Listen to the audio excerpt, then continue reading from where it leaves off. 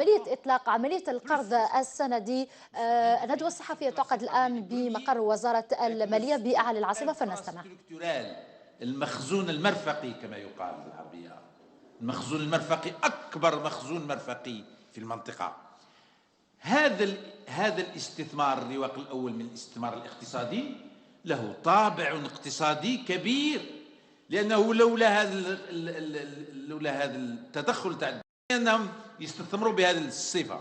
والرواق الثاني والأهم هو أن الدولة متواجدة في عشرات الشركات العمومية وفي عشرات الشركات المختلطة اليوم، انطلاقا من البتروكيميات إلى الفولاذ إلى البناء إلى التحويل.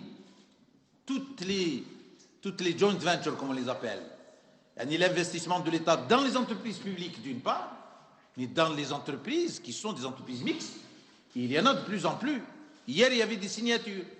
Il y a tous les mois des signatures avec des partenaires, qu'il s'agisse de partenaires de l'Europe, de l'Amérique ou des pays arabes. Ça passe par le médicament, ça passe par la sidérurgie, ça passe par la transformation du fer, ça passe par comme on les appelle, les deux corridors dans lesquels l'État intervient de façon économique, ou aussi bien dans le ferroviaire, le portuaire, les grandes infrastructures qui font de l'investissement, qui donnent un potentiel à l'investissement, mais dans les entreprises dans lesquelles l'État intervient directement, ce sont les investissements économiques de l'État. Les premiers, la mission régalienne de l'État reste à la charge de l'État. Il ne faut pas que les gens considèrent que demain,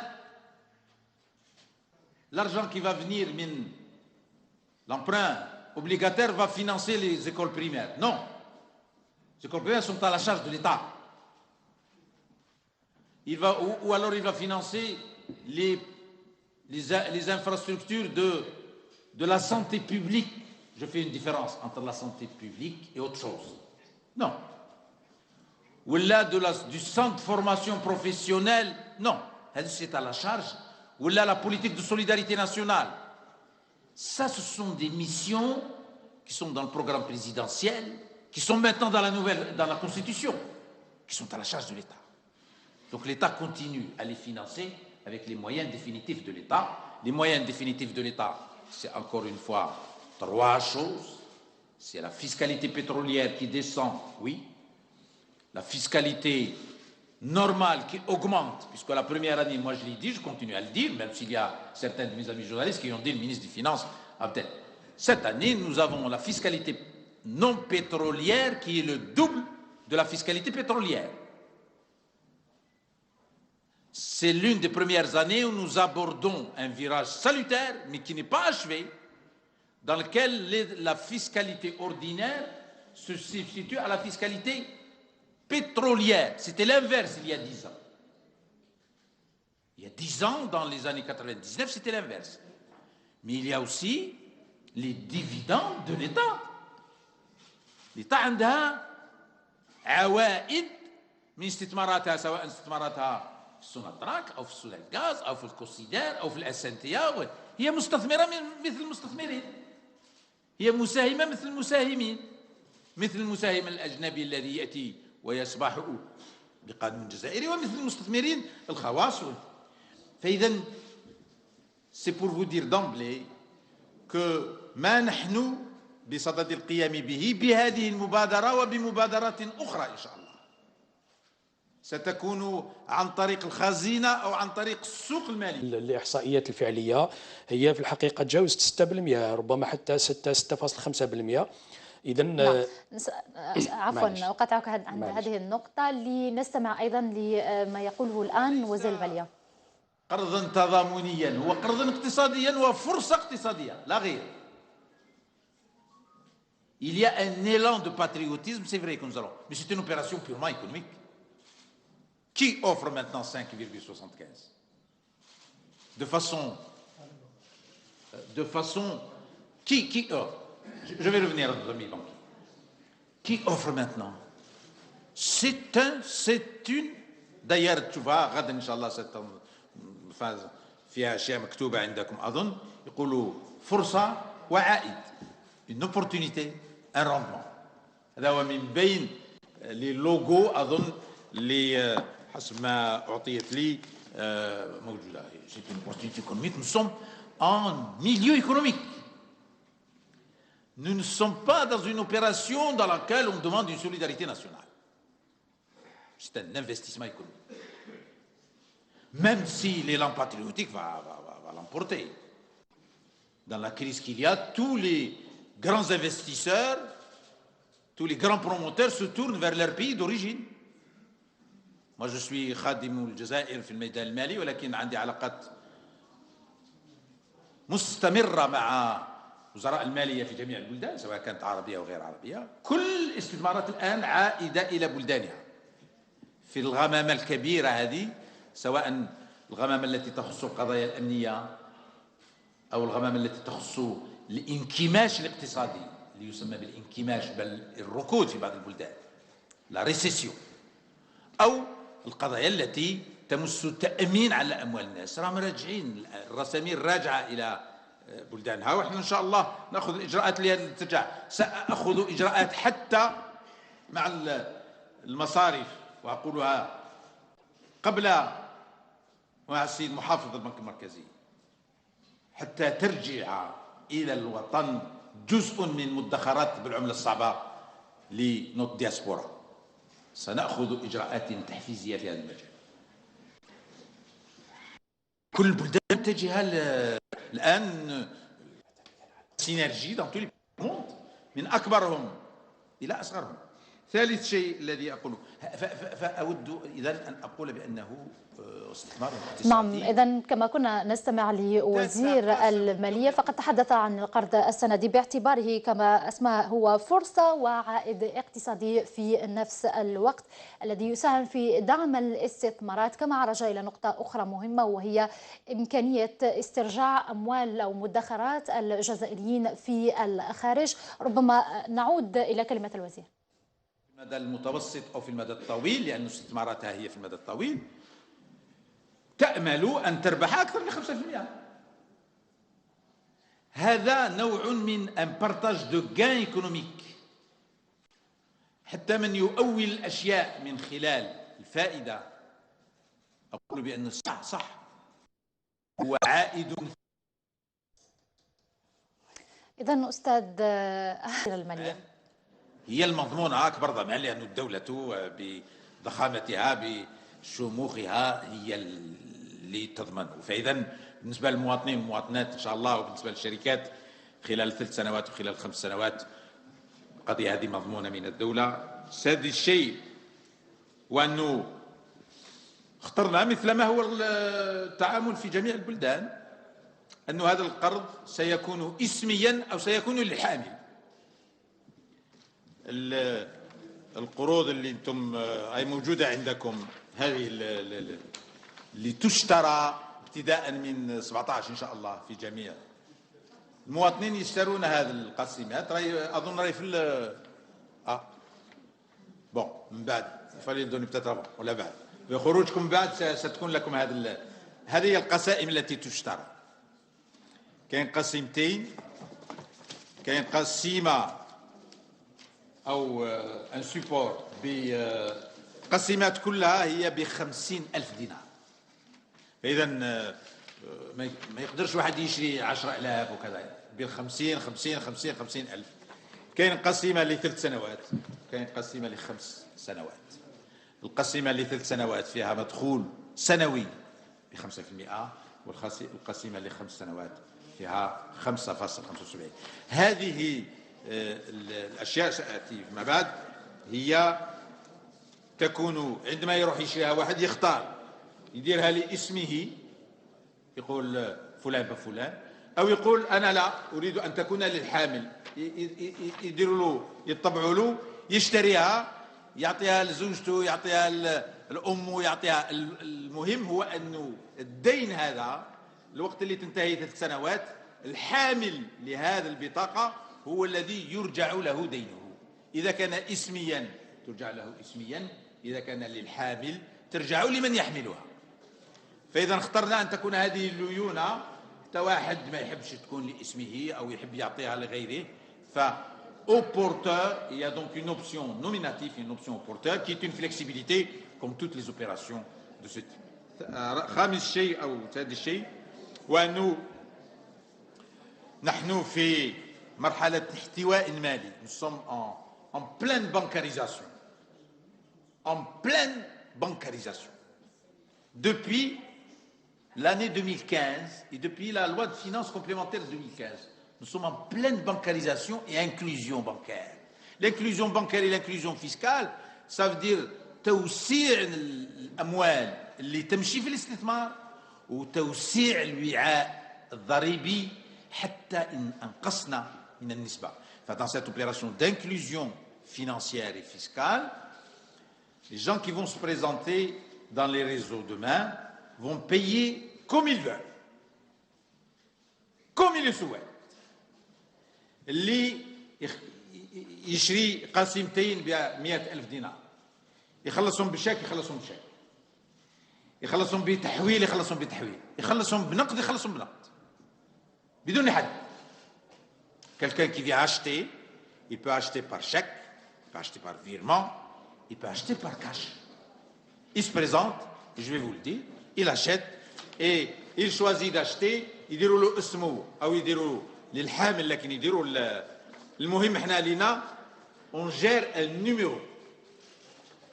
النيميرو هذا فيه l'agence, la grande agence qui derrière qui va regarder tous les numéros parce que بعد 3 سنوات بعد 5 سنوات الاموال هذه ترجع الى اصحابها. سادس شيء بالنسبه لي هو انه هذا لي سوبور قابلين للتداول، قابلين للبيع، قابلين للتظهير. واحد يشري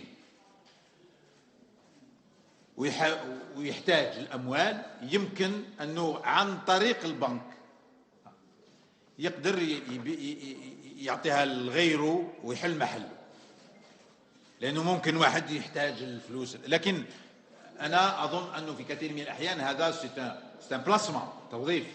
فإذا ما رايحينش، ماهوش مثل الأشياء اللي موجودة في البورصة. أساسا هذه لاستثمار ثابت وليس لاستثمارات متغيرة. لكن المواطنين، المواطنات، الشركات، المؤسسات، لأنه كاين شركات، كاين صناديق ضمان، كل سأقول من هذه ممكن يحتاج في وقت معين أنه يظهرها لغيره، اللاندوس ولا السد يبيعها لغيره عن طريق البنك أو عن طريق غير البنك، البنوك والمؤسسات اللي ستسهل العملية. لكن لا أظن أنه واحد يبيع الأشياء هذه بعد 2 شهرين وبعد 3، لأنه هذا توظيف ثابت. خامس شيء أو سابع شيء هو أنه هذا القرض هذا هو قرض مفتوح لجميع الشرائح، للعائلات، مشاركتهم وننهي العملية، لأنه هي عملية في نفس الوقت نبتدئ بها ولكن لها آثار أخرى على السوق، على المدخرات.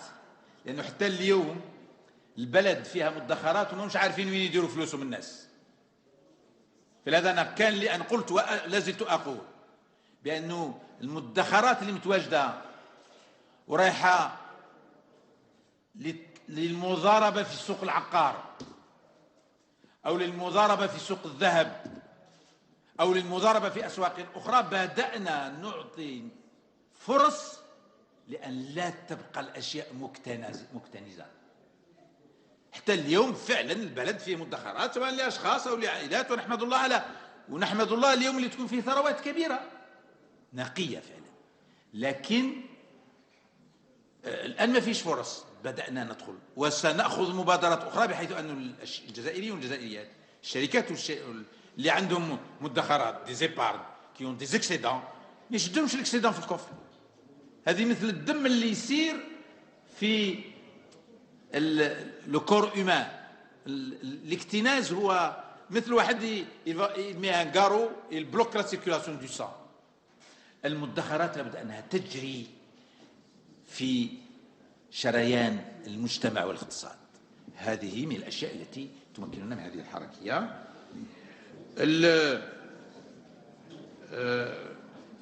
في كذلك ممكن هذه ستكون للمؤسسات التي تشارك.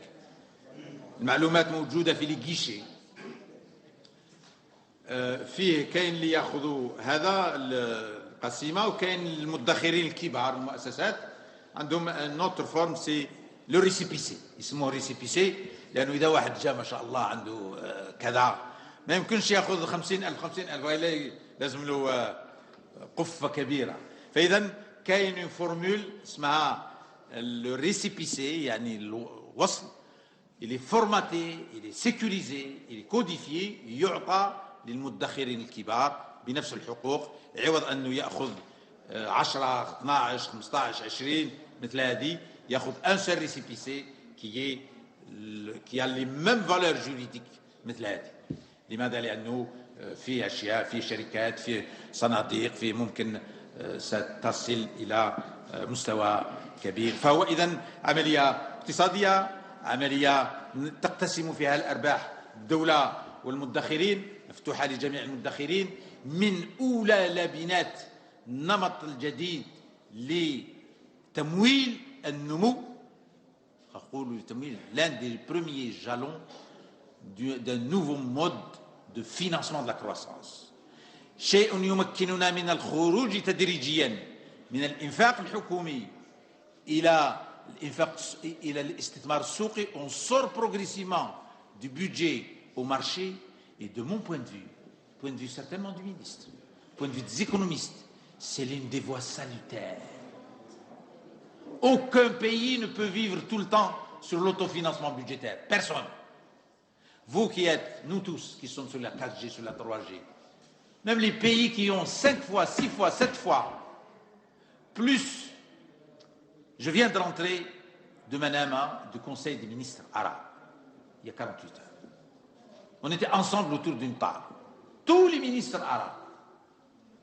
Il y a des ministres des finances arabes qui ont des pays qui font le 10e de l'Algérie, qui ont une population qui fait les 50% de l'Algérie, qui ont des rentrées pétrolières qui sont 5 fois, 6 fois, et qui sont en train de s'endetter maintenant. Parce que l'endettement, مرة ثانية أقول بأن هذا نوع من الدين الداخلي. الدين ليس في حد ذاته مشكلة.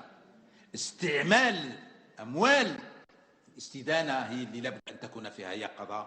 أسئلة الصحفيين. اليسار deux fois, l'APS.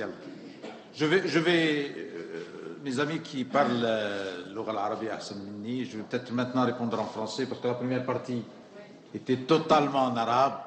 Donc je vais maintenant être un peu إنصافا للحضور. تفضلي.